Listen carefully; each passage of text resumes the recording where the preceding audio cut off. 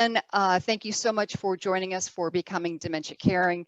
Again, Jane Muhrlin here with you from Pinellas County Human Services. One of my roles in the department is to work on the county's age-friendly Pinellas initiative, and certainly dementia awareness is a very important part of that program. I'm thrilled to have Celisa joining me from the Madonna PTAC Center for Alzheimer's Research and Memory, and we both serve on the Dementia Caring Cure Initiative Task Force of Pasco Pinellas. And today we're going to be talking about some of the impacts of dementia, some of the early signs, communication techniques, and caregiver resources. Please do feel free to ask questions or put comments in the chat. And I'm going to have, I've asked Celisa to please kind of monitor the chat, and we'll address that as we go along. We will do our very, very best to answer all of your questions during this session. And certainly we encourage you to follow up with us directly at any time after this presentation and beyond, should you need any additional information. To give some perspective on Alzheimer's, currently there are more than 6 million Americans who are living with Alzheimer's, and by 2050, that number is projected to rise to nearly 13 million. In Florida, we have over 580,000 known cases of Alzheimer's disease, and in 2020, it's expected that that's going to grow to 720,000. Now, that does not include more than 200 other types of dementia, and we'll be getting into that a little bit later and share the other types. In Pasco County, there are 16,243 known cases of probable Alzheimer's disease, and in Pinellas, that number is 33,951. Now, if you took all of those individuals from both Pasco and Pinellas County, you could you could put them in all of the seats in Amalie Arena. However, you would need 2.5 stadiums in order to seat them all. To put that into perspective, Amalie Arena holds about 20,500 people. So Pinellas and Pasco combined have a total of 50,194 cases. And the disease impacts all of those who are connected to that one person that has Alzheimer's. Additionally, it's important to note that 6 in 10, or 30,100 of those individuals, will wander or become lost, either on foot or in a car, because they're confused about their location. And this usually happens at least one time at any phase of their disease, and may also happen more frequently. That total is equal to 1.5 stadiums.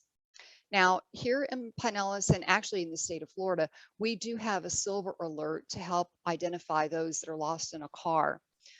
In Pasco County, they do have a canine unit that has sent evidence tracking to help find those individuals. It's due to the increasing amount of dementia in our communities that the Dementia Care and Cure Initiative was created. This is a statewide effort under the governor, and it's through the Department of Elder Affairs. And it's designed to help us become more aware and supportive of those that are living with Alzheimer's and related dementias. We want to be able to help and respect their families and their caregivers. We sure hope that we can make the state of Florida lead the nation in this, to include and not exclude the dignity and value of our friends, families, and neighbors that are living with Alzheimer's and related dementia. These are the focus areas that we are providing education within the community, and you can see that government and public service agencies are represented here, as well as community, the caregiver and families, first responders, healthcare, and the business communities. Alzheimer's carries a lot of stigma, in part because there's a lack of awareness and understanding. And facing stigma is sometimes a primary concern of people that are living with Alzheimer's, as well as their caregivers. And it's because of some of the myths and misconceptions that others have about the disease. It reminds me of some of the fears that people had about cancer several years ago. I know that in my own family, as a young girl, I remember hearing relatives whispering that, did you hear that so-and-so has cancer? So I think that we have grown past that, I hope, in cancer, and I certainly hope that we will relate it to Alzheimer's as well. One of the things that we have found is that older people that are in the LGBT community that receive a diagnosis have an additional stigma due to their sexual orientation. For some, family is not present in their lives and they can't be relied upon during these difficult times. They have a smaller support network than some of the other communities. Many of their communities are dying of HIV or they're aging themselves and are just unable to provide that support. Many of them feel isolated and don't always seek the services that they may need. And some feel that disclosing their LGBT identity is going to affect their quality of care. And they oftentimes feel that there's a lack of cultural competence with some of the healthcare providers. So let's talk a little bit about dementia. As we mentioned earlier, dementia is not one illness. It's actually an umbrella term for more than 200 different types of illnesses that affect the brain and its capability to function normally as it always has. It's a comprehensive term that looks at the decline in mental ability, including memory, planning, or language. It's enough to be it's enough to interfere with their daily life, and it's often attributed with old age. However, dementia is not a natural form of aging and does not affect everyone. Diagnosis for Alzheimer's is made by a doctor's assessment and includes imaging of the brain, comprehensive labs, neuropsychological testing, as well as information from someone who interacts with the person daily and is very aware of how they function. Alzheimer's is the most common form of dementia, and it causes a slow decline in memory. Names that you may be familiar with include Glenn Campbell, Tony Bennett, and Ronald Reagan. And by the way, speaking of Glenn Campbell, for those who may be interested, there was a documentary that was done called I'll Be Me, and it focuses on his life as a result of the diagnosis as dementia, his life under tour. He was still a musician till the very end of his days. It's a very poignant documentary. It's very good. And you would want to have some hankies handy if you do watch that. Lewy body dementia is another form that are protein deposits that develop in nerve cells in the brain. And this involves thinking, memory, and movement or motor control. Some of these individuals may experience hallucinations and changes in alertness and attention. They may also have some Parkinson's-like disease symptoms like rigid muscles, slow movements, and tremors. So some of the names you may be familiar with include Estelle Getty, who was the mom from Golden Girls, and Robin Williams. Now, what's interesting is that initially it was determined that Robin Williams took his own life. However, in the post-mortem that was done, the medical examiner was able to determine that he actually had Lewy bodies. There is a documentary about Robin Williams' life as well. That's called Robin's Wish, and I have not yet seen it, but I hope to be able to view that here soon.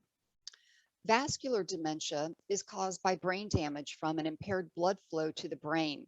And you can develop this after a stroke blocks an artery in the brain, but strokes do not always cause vascular dementia. So Margaret Thatcher and Winston Churchill are a couple of names that you might be familiar with. Frontotemporal dementia primarily affects the frontal and temporal lobes of the brain and may include severe changes in personality, behavior, and language. It affects about 5% of those who have dementia. John Barry, who was the founder of the Beastie Boys, and Terry Jones from Monty Python's Flying Circus had that. And Parkinson's disease affects the central nervous system that leads to tremors or shaking, and there may be stiffness and difficulty with walking, balance, and coordination. Parkinson's may also affect a person's ability to speak as well. So we know that Michael J. Fox, Muhammad Ali, and Pope John Paul II all had Parkinson's disease. This is a really great overview of what are known as the 5 A's of Alzheimer's. And 2 of these 5 symptoms are needed for a diagnosis. So this illustration shows a woman who's not completely dressed and she's trying to write a letter with her shoe and she's got a flower pot on her head. Anomia is when messaging in the brain misfires and there's difficulty finding the right word. The individual knows what item they need and what it does, but they can't find the correct word. This woman has forgotten the name of letter writing. Apraxia is a loss of voluntary motor skills.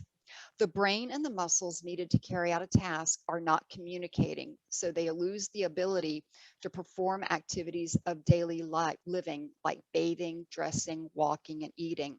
And because of these changes, these individuals have a high risk of falls. So keeping them as active as possible may help delay some of the physical changes that they may experience. In this example, she did not completely dress herself. With agnosia, this is the ability, the loss of the ability to recognize objects, faces, voices, sounds, or places.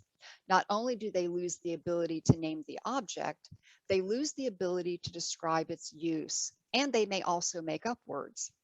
This woman is using her shoe instead of a pen, and perhaps when she was dressing, she needed to brush her hair, but grabbed the flower pot that was sitting on the shelf in the bathroom instead of her hairbrush.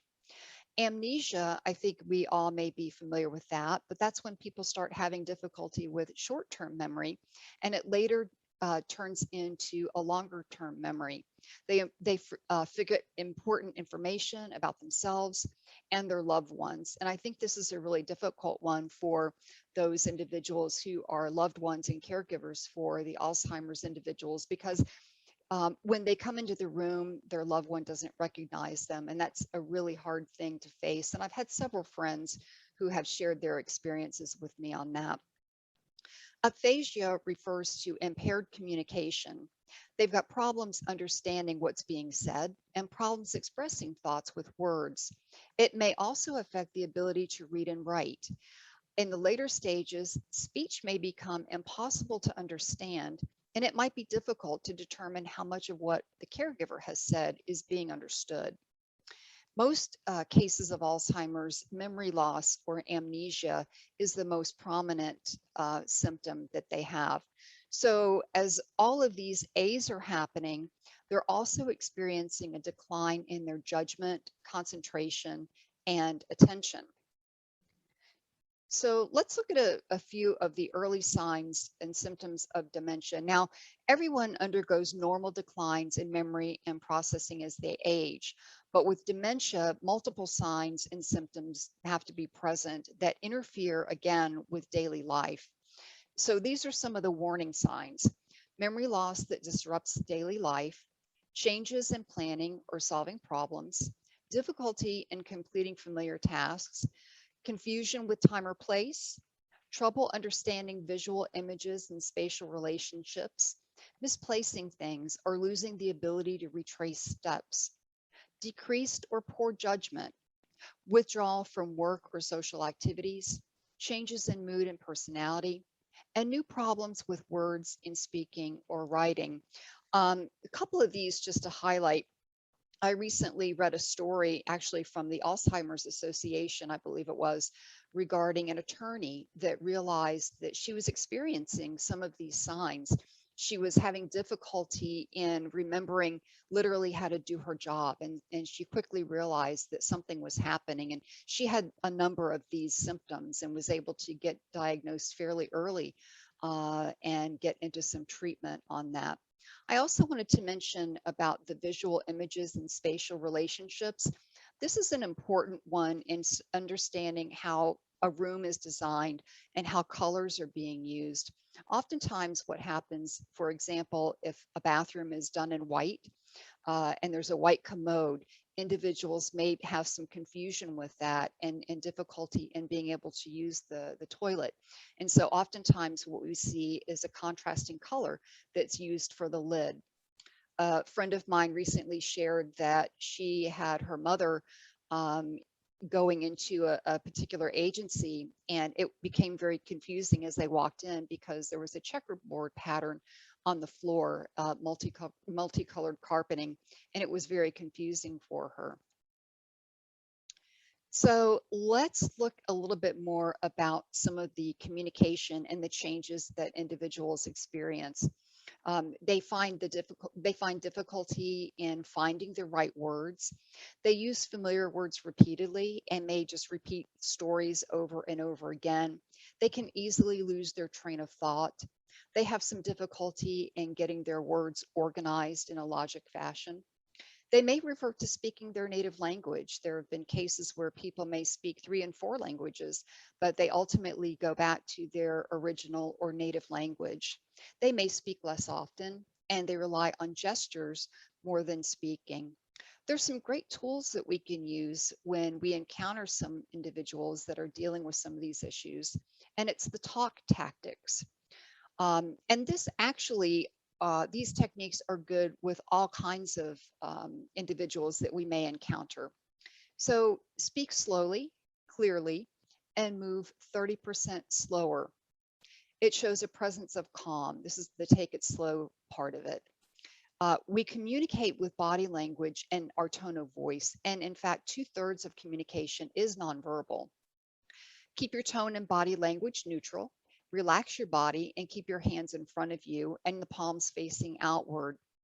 The more a person loses control, the less they're going to hear your words and the more they react to your nonverbal communication. Be patient and offer reassurance that they're safe and everything is going to be fine.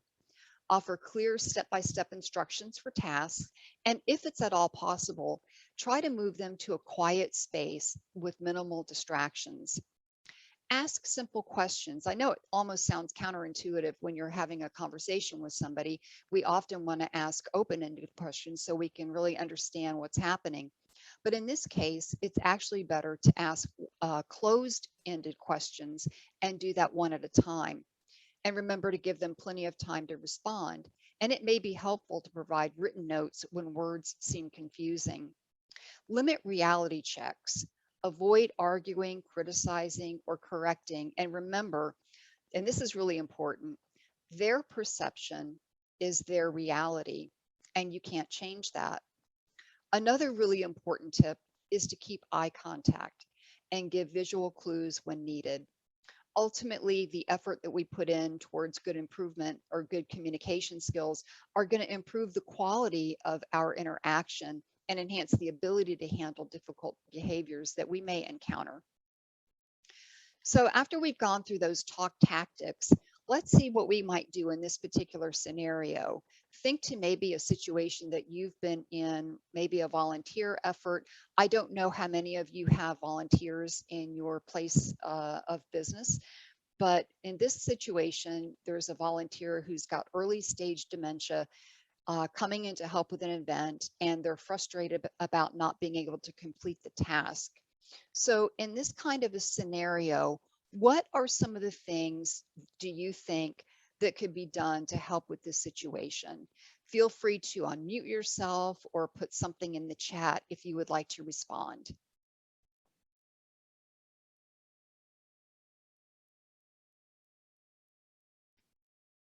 And if we don't have anything, we'll go ahead and keep moving forward. And we've got some examples here already for you. So one of the things is to apologize for the directions being a little confusing. You can empathize with them and let them know that you understand it's frustrating to not be able to complete a certain task. You can offer to have them start over and break it into smaller steps and make sure the work area is quiet and not too distracting. And you can also demonstrate doing it as you're giving them verbal directions. Another thing you can do is just keep an eye on them and make sure that the task is not too difficult or too challenging. And you could move them on to other social activities if they are no longer able to do the task that you needed them to do originally. That could be something like welcoming volunteers as they come in, or checking in with some of the other individuals in the group just to see how they're doing. You can also consider having them do one part of the task.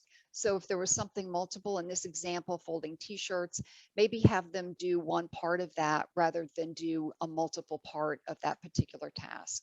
And finally, follow up with the other volunteers so that they will understand what's happening and how they might be able to help them in the future. There has been a lot of conversation, as you might imagine, about the impacts between COVID and cognitive decline. And so it was in January of 2021 that a large international study to investigate the correlation between COVID and cognitive decline, Alzheimer's, and other dementia later in life. So there are 40 scientists in 40 countries that hope to enroll 40,000 survivors, 50 and older. In the years since coronavirus started spreading across the globe, doctors noted that there have been lingering post-recovery conditions ranging everything from brain fog and forgetfulness to anxiety, depression, and psychosis. Abnormal brain imaging has been a major feature of COVID from all parts of the world, even in a person whose only symptom was anosmia, which is the loss of smell. And I know Celisa can talk more about that later on, about what they're seeing at the memory clinic. But apparently they have started seeing these types of patients of all ages. You may have read also that there was a drug that has been approved. This was announced in June of 2021, that there is a treatment for Alzheimer's disease. However, it's important to note that this is being used for those that have mild cognitive impairment and mild or early stages of Alzheimer's disease. So there are quite a number of things that we can all be doing now to help us improve our brain. This is 10 ways to love your brain, and we're going to share this information with you post-session so that you can be able to refer to these. But a lot of these are probably not going to be very surprising. It's things like stop smoking, because that can help increase, smoking can increase the risk of cognitive decline. Certainly, we want to take good care of our heart. So doing things like eating right, having good nutrition, sleeping well, taking good care of our mental health. And by the way, I should mention, I hope that you all are aware that we've got a great benefit here in the county through the employee, the EAP program. So do definitely take advantage of that. We have a great opportunity. That's a tremendous benefit that we have. So we want to make sure that we're taking good of our physical and mental health. When we buddy up, stay socially engaged. Social isolation, we know, has a lot of detrimental effects. And so if we can stay engaged, that is going to be very helpful. And it's going to help others as well. We can help each other with this. Challenge your mind. Do something that really kind of stretches your brain a little bit. That can be helpful. Obviously, exercising is a great way to help improve your cardiovascular and increasing blood flow to the brain. So all of these things are important, and we can start doing it now if we're not already doing these things. It's never too late. Want to talk a little bit about some of the great resources that are available. You know, one of the things that we often hear is that people don't know about resources. And quite frankly, you don't know about resources until you need them, right? And so once you realize that you need some help, how do you find it? So we've put a few together here that we hope will be helpful to those of you who are caregivers or may become caregivers, or maybe you know caregivers and you can share this with them. So AARP has a lot of great resources. Obviously, the Alzheimer's Association has tremendous information available. The Memory Disorders Clinic, and Celisa is going to talk about that in a moment. We have adult daycare centers that are very helpful for those caregivers that may need to take a little bit of a break, have a little bit of respite for themselves. Maybe they've got to get to a doctor's appointment, or they've got some personal business they need to attend to, but they can't leave their loved one at home. Taking them to an adult daycare center can be very helpful in a number of ways. They can get a great meal. They've got great social interaction. They can participate in a lot of different activities, and it keeps them engaged. So that's a really important one. The Area Agency on Aging has a lot of great resources as well. The Department of Elder Affairs, and this is through the state of Florida, they can help identify resources at local levels. There's a community resource finder as well. and that has a great search engine that you can filter out based on what you're looking for. There are also Please Be Patient cards. We're going to share that with you in just a moment. And a book that has been recommended for caregivers that are having some challenges is the 36-hour day. I also wanted to mention that the Alzheimer's Association does have a 24-hour helpline, and you can call them about anything that is concerning you. If you need some help, if you need to talk through a situation, they can help identify resources for you. Again, 24 hours a day, 7 days a week, a very important resource. Companion cards and the Please Be Patient cards. This is a tremendous resource, and Celisa brought this to our attention. The Please Don't Clear the Table cards. These are really great to have in a restaurant, and it just says that you're assisting your loved one in the restroom. Thank you for your patience. That way, they will not clear the table if you're not done with your meal. These are available at Morton Plant, and either myself or Celisa can help you get those should you need them. The other one that I think is a great item to have are Please Be Patient cards. These say, my companion has dementia and may need extra help and patience. Thank you for your support and understanding. You can give these come in a full sheet. It's a PDF file that you can download for free. And they're business size cards that you can cut and provide to the wait staff at your restaurants or in a retail establishment, wherever you happen to be, that you need to let somebody know that you're with somebody who is going to need a little bit of patience and that you appreciate their understanding. I wanted to just have you all be aware of some of the partners that are with us on this journey. With the DCCI task force, we are in great company.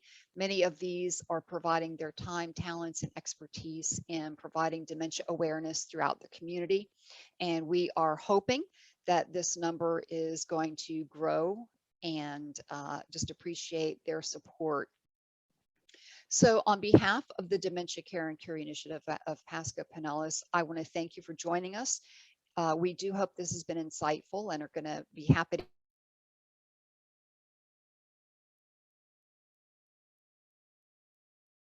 that. I also want to make a note, and I'll add this to the chat, that that Human Services has recently included a caregiver's corner in the publication To Your Health, and you can actually sign up for one of Celisa's email programs that'll help you find important information that you may need. So if you're a caregiver or know someone who is, please do take advantage of these resources. And just a couple of last thoughts from me regarding caregivers. You know, we all have probably caregivers in our circle, or we will at some point in time. And we've often said, let me know if there's anything I can do to help. And invariably, they say, no, we're good, we can handle it. But I propose that we ask a different question. My suggestion is that we offer them a suggestion on how we would like to be able to help them. So things like offer to sit with their loved one while they run an errand. Ask if you can pick something up for them the next time you go to the store. Maybe offer to bring them a home cooked meal, or get them takeout from their favorite restaurant, or just call them to check on them, send them a note, text, email. There's a lot of ways that we can all help and care for each other. So at this time, I'm going to stop sharing my screen, and I'm going to invite Celisa to talk about some of the work that's being done at the Memory Care Clinic, and also let you know about the email that I mentioned earlier that she can share with you to get those great resources. Celisa? Thanks, Jane. So I'm so glad that Jane was focusing about the caregiver. It's so important. We're always focused on the individual or the person living with the disease or the type of dementia, but it's so important to not forget the caregiver, because they have started wearing many hats, and sometimes those hats are overwhelming, and so they're trying to think for two.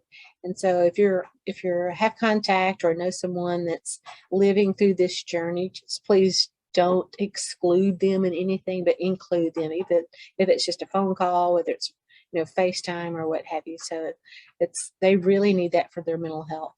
I am the clinic coordinator for the Memory Disorder Clinic at Morton Plant, and we do service Pinellas and Pasco County. So we provide a comprehensive memory loss assessment.